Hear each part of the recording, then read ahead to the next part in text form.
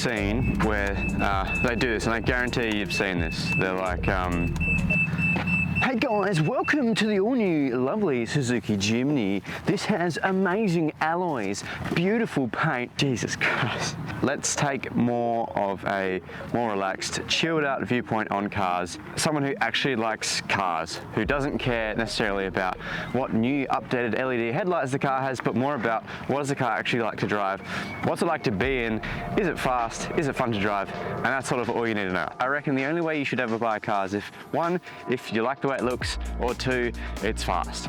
For me, there are the only two reasons you should buy a car, and depending on which one you prefer or whatever you like, should be the result as to what you buy in a car, if that makes sense. So anyway, today we have a 2023 Suzuki Jimny to go for a drive in, see what it's all about, see if it's all right, and yeah, let's get into that. So obviously the Jimny is meant to sort of be taken off-road. That's kind of its whole homage. So that's why there is so much black plastic all around the car. It's called cladding for a nicer term, but yeah, it's black plastic, it's hard wearing, and if you're driving off-road and rocks hit up on the car, obviously it's going to hit plastic, not your actual paint, which is way cheaper obviously to replace. So that's a main reason as to why there is a lot of black plastic on the car, and to be honest, it kind of suits with the car as well. You get painted black mirrors as well, which looks quite nice. You get LED headlights, and obviously there's the front grille that again is that black plastic, but it looks quite nice. It's a really cute looking front of the car, but it also looks kind of like menacing at the same time. So the car only weighs about a ton, but it's just naturally aspirated, obviously. 1.5 litre petrol engine. Now we'll move on to the side of the car. Most car reviewers would say you have alloy wheels. You just don't have steely wheels. These are not forged or anything massively impressive, but the actual wheels, which is nice. And for a car that's under that 40 grand bracket, to have actual wheels on a car is quite nice. These are 15-inch Suzuki Jimny wheels, and then they're wrapped in Dunlop AT20 tires. But I assume that all-terrain, they'd be okay. Yeah, you're not going to be winning an F1 race with those tires, are you? So further along the car, you have your side indicator here, and no one gives a so you got your black painted side mirror, more of this plastic cladding, and then your single door. You do have privacy glass on the rear. It's not really worth having privacy glass on the back, and I'll show you why in a second. Alright, anyway, moving on to the back of the car. Obviously you got your full size spare, that is a very thin tyre, and then obviously you've got your indicators down below, again just full halogen indicator looks like, and more privacy glass in the back. You have a little third brake light up top, and that's sort of about it. It sort of has, like, it does it itself now, which is cool, I guess. Oh yeah, and before we go any further, this car was supplied by Midland Suzuki, so massive thanks to them. If you guys are looking to buy your next Suzuki Jimny or any of the Suzuki cars, worth checking them out. I'll leave a link down below in the description. Have a go on the actual Midland City website as well. They show off all the cars. There's full 360 interior, exterior things. You can spin the car around and have a look, so you can really get a good grasp of exactly what this car is, and if that's something you guys are interested in buying yourself. I'm sure you are, because these Jimnys are pretty sick. So yeah, I'll leave a link down below, and yeah, thank you very much again to Midland Suzuki for this.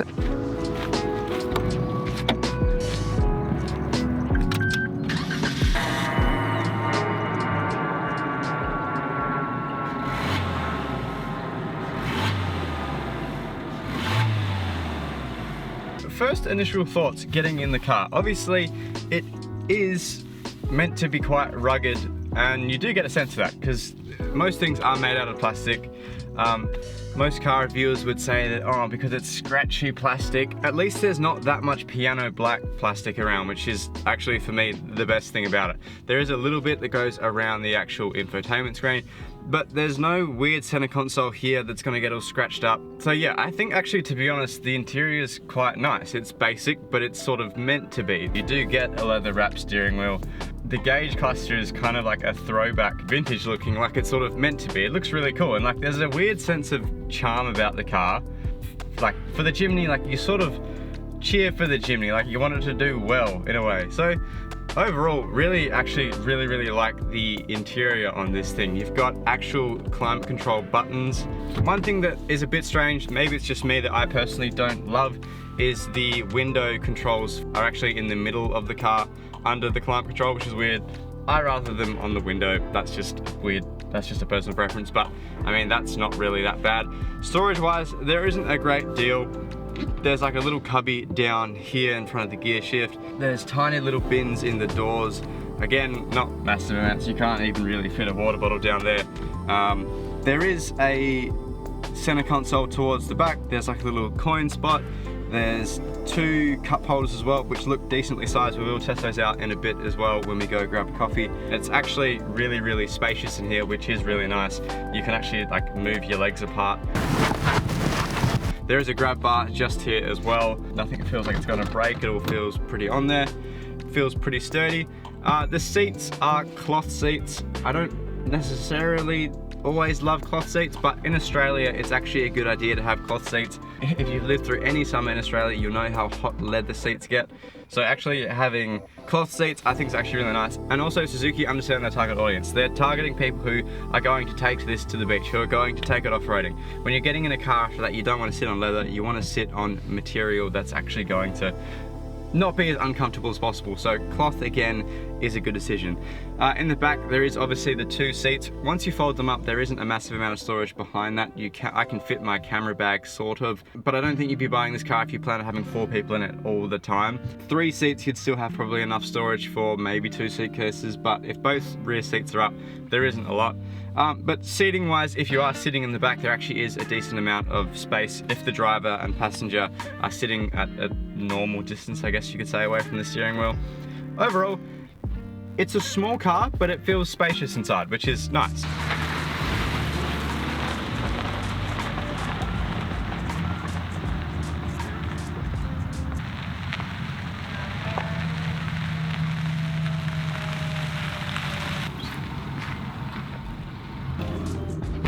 Okay, so first impressions of driving the Jimny. It actually is quite a loud car on the inside.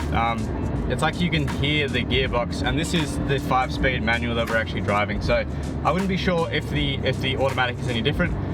But yeah, there is cabin noise, and there is a bit of tyre noise too. That's fine. I mean, for me, this car, if you're buying this car expecting it to be the most luxurious and like quietest, smoothest drive, you're not probably buying the car for the right reason. This car is sort of meant to be fun, and you know, like in a weird way, hearing the noise, hearing the engine, is all part of the fun, and I think Suzuki understand that, so that's why it's the way it is. So don't go into this car expecting that it's going to be the world's quietest, most comfortable car, because it's not built to be that. It's meant to be fun. A lot of cars in the same price bracket can feel a bit too light when steering. It can be sort of like a giveaway sign that a car feels a bit cheap. The steering in this doesn't feel like that at all, and you actually feel like the inputs you make are actually making a difference. So that's a really good, I think, like driving feedback part of the car, is it actually feels like you're in control of what you're doing, which is good. And obviously if you're doing your off-roading stuff in this, you need that, so that's a big plus. Obviously, as I said before, this is the manual transmission, and the manual does feel nice. It feels quite notchy. It is quite like a high up shifter, and it is obviously quite long. Overall, like, the gear shifts are easy enough. The clutch is nice as well. Obviously this is a brand new car. It's done 56 kilometers, so you know, this hasn't even gone through its braking period or anything like that, but it feels nice. It feels easy enough to drive. You're not going to spend the whole time grinding gears, which is good. And overall, the actual driving experience of this car is really nice. We talked before about the amount of visibility you have out of the windows. There's no blind spots in this car at all. Sometimes you feel like maybe it's a bit of a fishbowl because there is so much windscreen everywhere. The mirrors are big. There's a lot of visibility that comes from the mirror as well. They're not in any weird positions. As I said, there's no blind spots. The car only has a 3-star safety rating. But don't be scared by that AMCAP rating. A lot of that is to do with it's not actually how it's crash tested. It's to do with the features. So autonomous braking, or the lane assist, or obviously the warning if someone's in your blind spot when you're indicating. That all adds up. So when that stuff's missing, it's a lot of the time what brings down the rating. It's not necessarily that the car's actually more unsafe. It's just that they don't have those particular features, which in a lot of cases are sort of stupid proof. They're there purely for a rating, I think, in my own opinion. So the fact that this doesn't have a 5-star for me is not something you should worry about at all. There's heaps of visibility. It does have lane assist, this one, and it also does actually have the like braking assist. So if you get too close to a car, as if you were going to go through the back of it. This car will help you brake. But overall, this car, yeah, it's a comfortable car to drive. It's easy to drive. This is the manual and it doesn't even really feel like you're having to put much work into it. Obviously the automatic would be even easier. Either's fine, but just for the easiness, I'd probably take the automatic. They are both 5 speeds and both also get very similar range. So it's about 6.4 litres to every 100 kilometers. For a tank, obviously you can put 91 in this thing. So again, it's pretty cheap on fuel.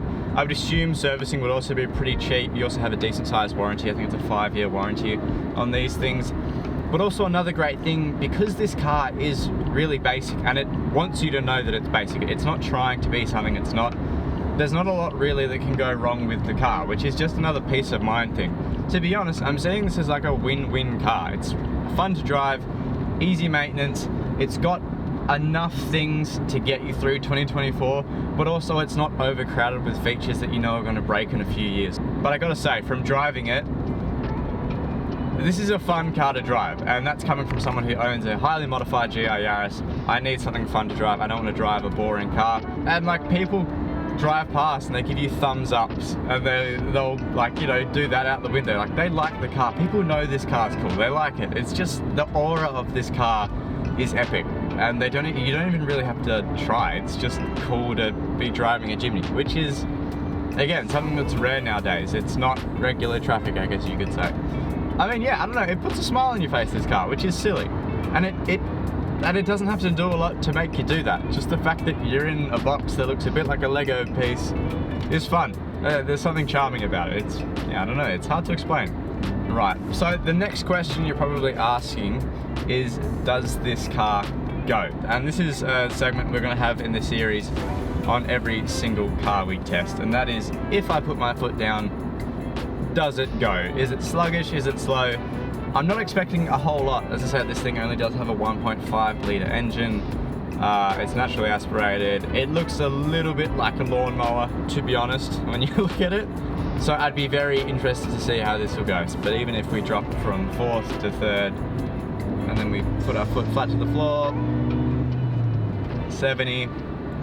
It's not the quickest car, but again, you're not buying a Jimny because you're trying to beat people off the lights.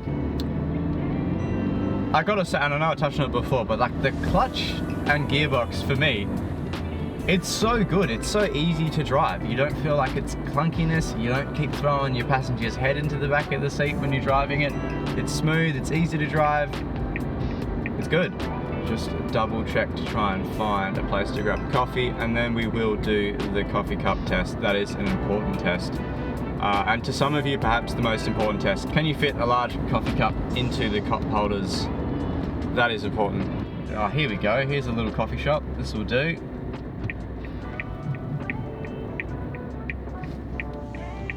This will do nicely. And we're gonna go on this way. Alright, coffee hut time, here we go. We've found a place to grab coffee. Oh, we get to do a little bit of off-roading too. Let's see how this goes. There's a big puddle, let's go through it. No worries.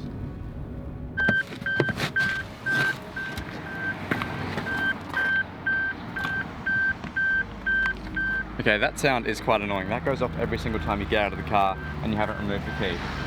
That is annoying.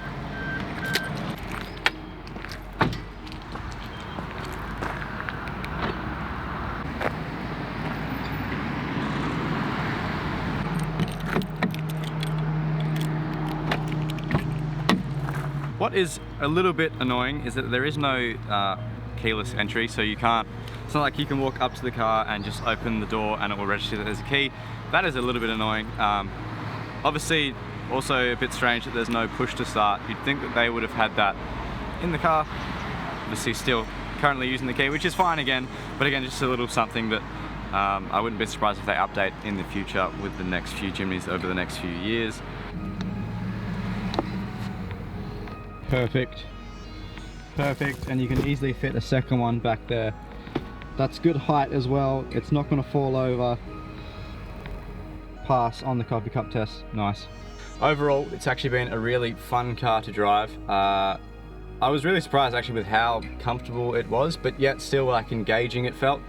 And yeah, it makes noises, it's fun. car does have Apple CarPlay and Android Auto as well, so you have decent functionality as well. Would definitely recommend one of these if you're in the market. Go get one. They're cool. Everyone likes them. Suzuki are just, they're doing things right. I gotta say, there's just like an aura about the car that just makes you want to have one. It's simple, but it feels well put together. And overall, really, really happy with the Jimny. And yeah, so if you guys did enjoy watching this video, please make sure you go down below, subscribe to my channel, like the video, leave a comment if you would have a Jimny, if you would drive one. It does help out with the algorithms a lot. And hopefully it will allow me to make more videos like this in the future. I will see you guys in the next video. It will be back on with the Yaris. And yeah, it's a bit different content to sort of what I've usually been doing with the Yaris. But we're gonna try and start integrating more of these videos of different cars with obviously then Yaris content as well further down the track. But yeah, thanks for watching guys, and I will see you in the next video.